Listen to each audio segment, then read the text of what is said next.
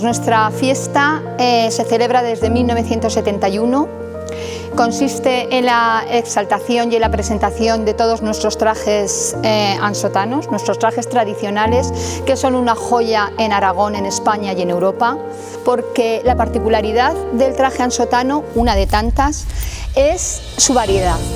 Tenemos diferentes vestidos para los diferentes actos de la vida. Y es un festival de color, de alegría, de autenticidad. Es una fiesta que solo se puede disfrutar el último domingo de agosto en Ansó.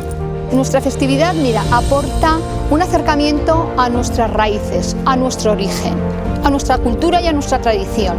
No debemos olvidar que el Reino de Aragón nació en estas tierras. Es un orgullo recibir este reconocimiento y además nos hace seguir adelante, porque el hecho de que reconozcan tu trabajo pues es un incentivo. Y también queremos agradecer, por supuesto, a las corporaciones anteriores que tuvieron la visión de la celebración de este día, porque como os he dicho antes, se celebra desde 1971, el agradecimiento al trabajo de nuestros antecesores y el agradecimiento al trabajo de todo el pueblo, porque quiere su traje y se siente orgulloso de él, y este es el resultado.